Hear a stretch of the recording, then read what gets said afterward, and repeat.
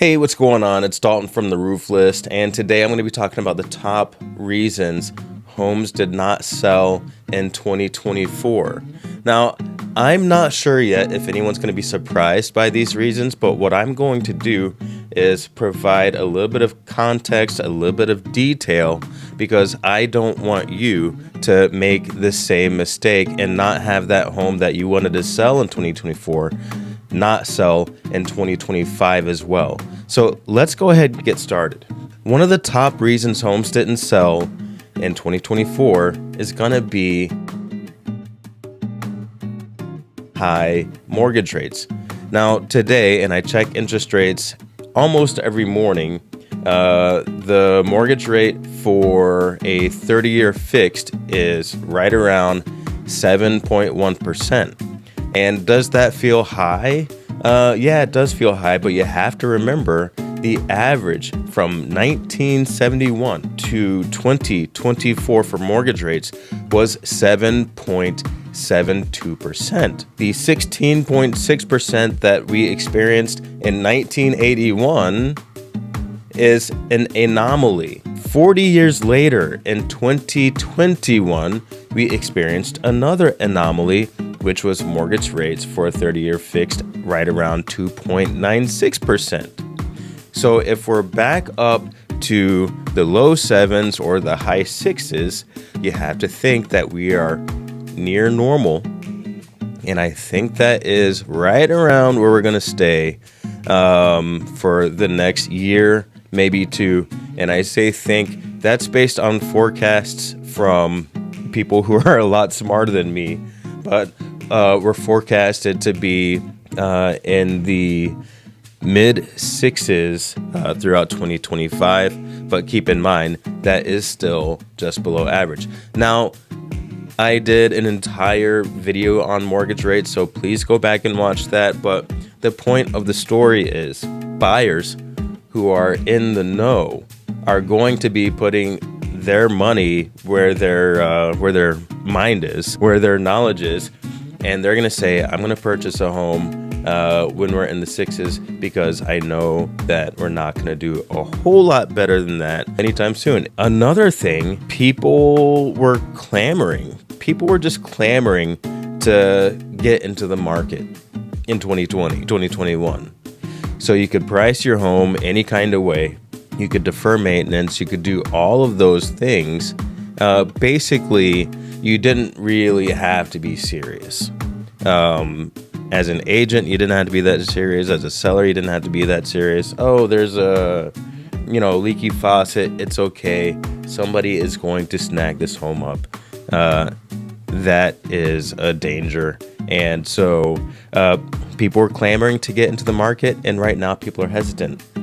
A lot of people are second-time homeowners, and a lot of people got that first home with super low mortgage rates.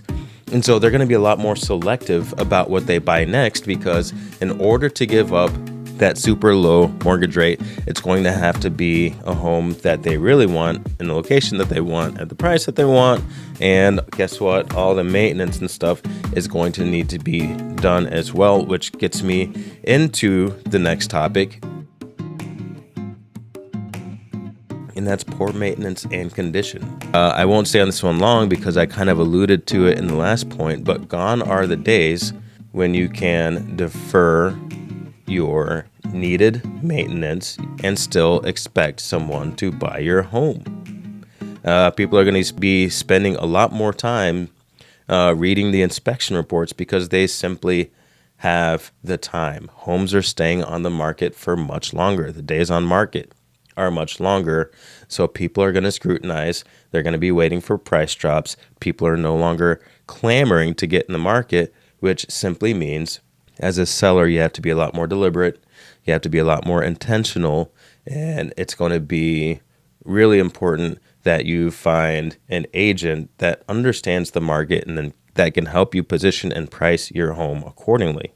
And that actually kind of gets me into the next topic, and that is poor marketing. We'll get into that a lot deeper when you and I meet to talk about selling your home or buying a new home. But anyhow, the MLS gives you the opportunity to do 40 photos, and you ought to take advantage of that. Your listing should have 40 photos. It doesn't matter how small the home is, you should have 40 photos. There are other things that go along with those 40 photos that should be done. And again, I'll tell you more about that in person, but your photos are your first showing. A lot of life is online now.